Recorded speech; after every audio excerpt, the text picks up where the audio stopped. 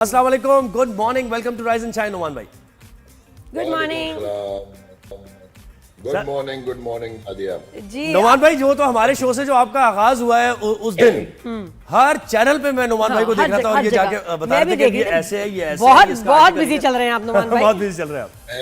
मैं नादिया की इनोसेंस पे ना मैं कहूंगा कि वाह। है क्यों? कौन सी बात? एक तो पहले मुझे ये बताइए कि क्या जो एंडी पाइक्रॉफ्ट है उसने माजरत की है, रिटन अपॉलॉजी की है? नहीं। उसने तो एक स्टेटमेंट दी है कि I regret the miscommunication. Misunderstanding. क्या उसको हटा दिया आईसीसी ने एज ए मैच रेफरी जो नहीं। आपकी डिमांड थी? नहीं हटाया। तो मुझे नहीं समझ आई कि what we are actually celebrating. Very quickly I give you a brief कि बहुत सारी चीज़ें बहुत गलत हुई वहाँ पे। एक तो ये जो हैंडशेक है, इट्स ए नॉन इशू।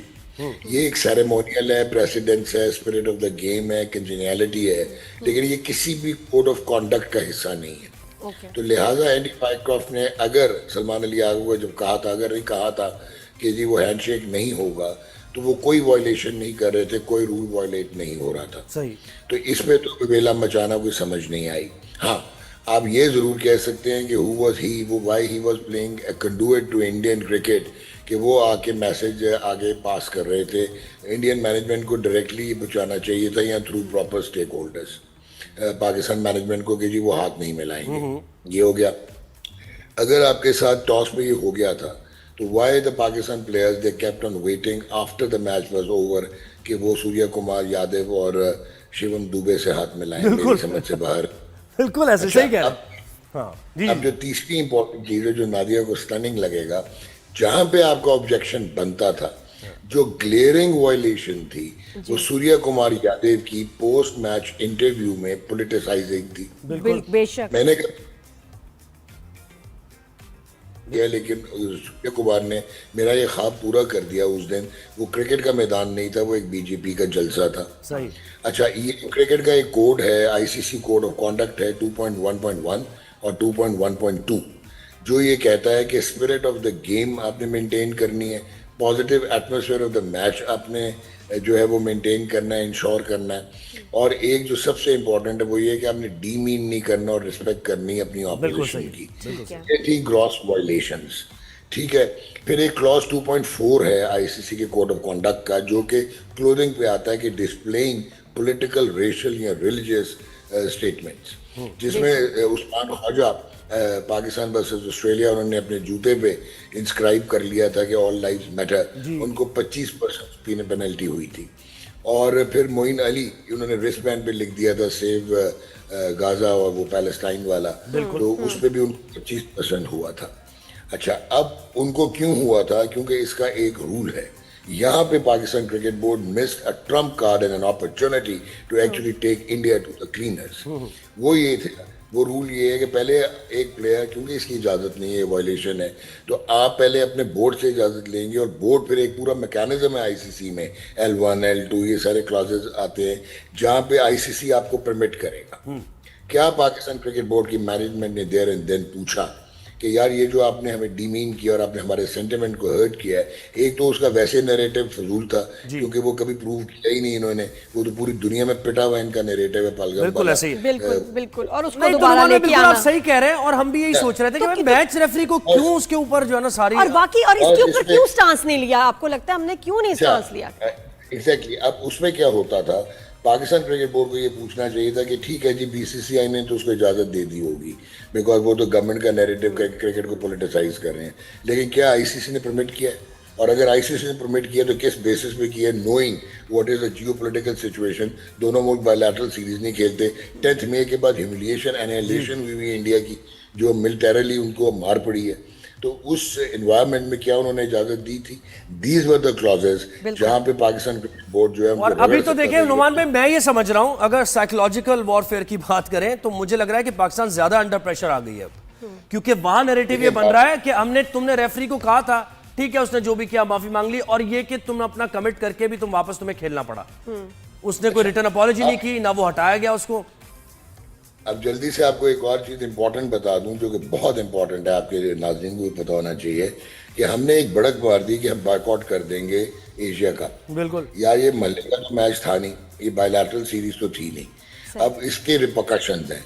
एक आईसीसी का जो है वो आर्टिकल ऑफ एसोसिएशन है जिसका क्लॉज है 2.10A, जो ये कहता है कि अगर आप इस किस्म की कोई हरकत करेंगे तो ये अनफुलफिलिंग द कमिटमेंट्स है फुल मेंबर की।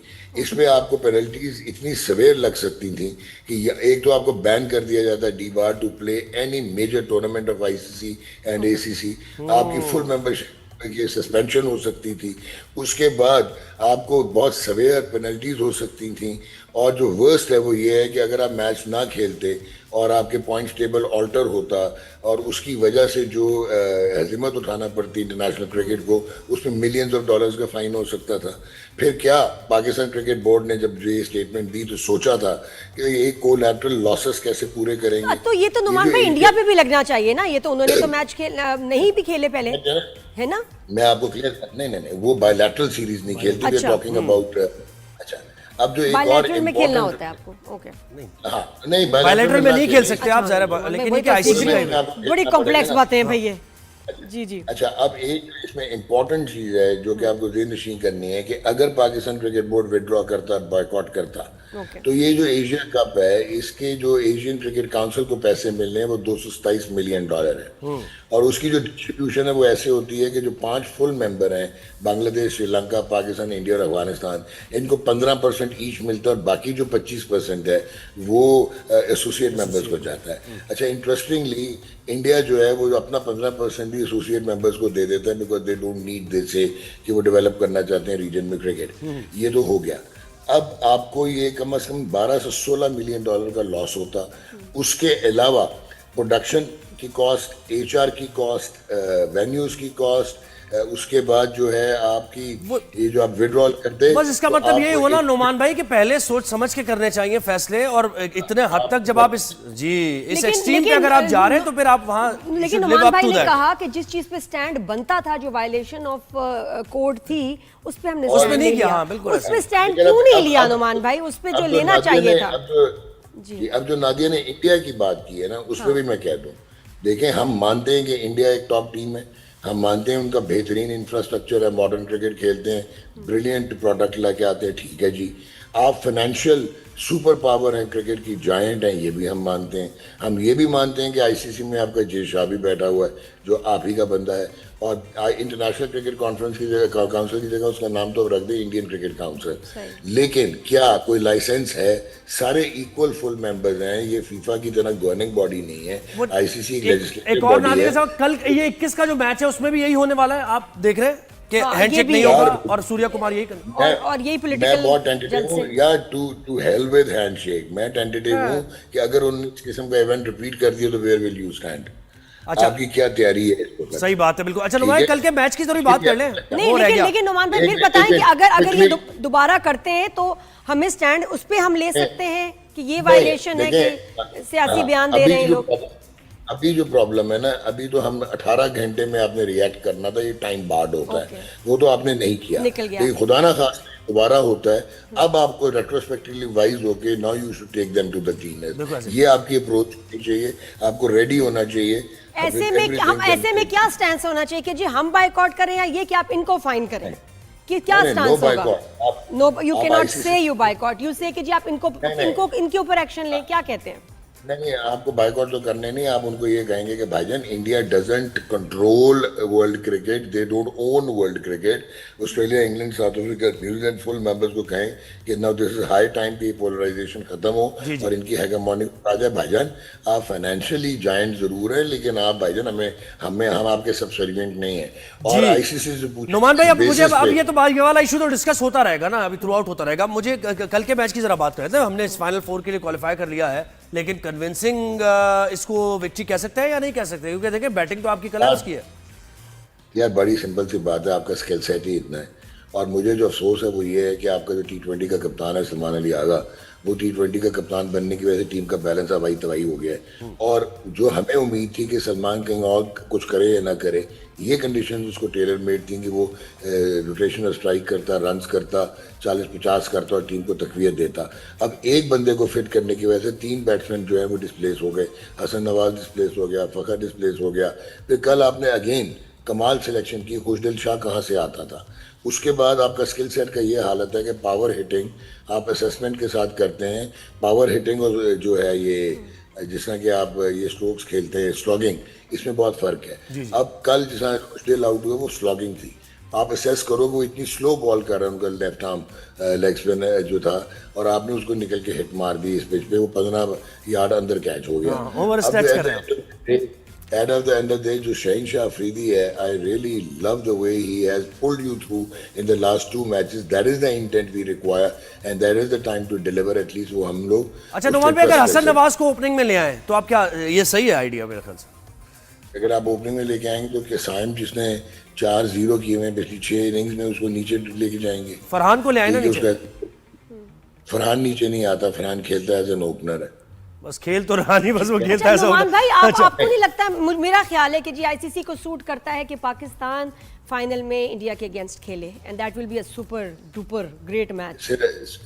देखिए बात सुने, सिर्फ आईसीसी को सूट नहीं करता, ये पूरी दुनिया के पॉडकास्टर्स को करता है। ये जब टूर्नामेंट और ये होगा, मुझे लगता है परफॉर्मेंस चीजें कुछ भी हो, लेकिन ये फाइनल में पाकिस्तान मुझे लगता है। भाई एक और कौमी हीरो की बात करिए नुमान भाई, वक्त कम रह गया हमारे। अरशद नदीम है, हाँ या ना? नुमान भाई बताइए, आप बताएं हाँ या ना? नहीं, मुश्किल है क्योंकि श्रीलंका बहुत तगड़ी टीम है।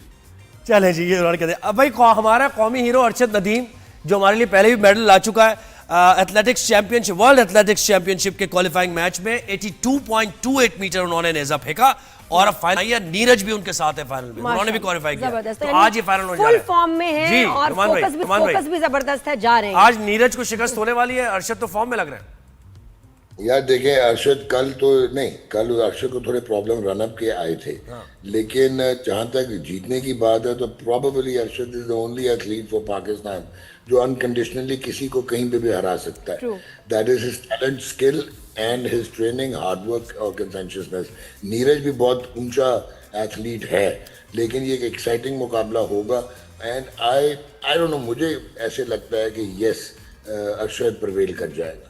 क्या बात है, जबरदस्त है, और बहुत शुक्रिया आपने वक्त दिया। जो सेकंड है ना, उसमें और इनमें उनकी परफॉर्मेंस और स्कोर फर्क है, देखो करीब भी नहीं आ सकता। नहीं लेकिन नीरज से बड़ा टफ मुकाबला है। अरशद ने पहले तो खैर उसको हरा दिया था, हमारे लेकिन अभी उम्मीद नहीं करता है जीतेगा, और फिर उसके बाद थैंक यू नुमान भाई, बहुत शुक्रिया फॉर योर टाइम।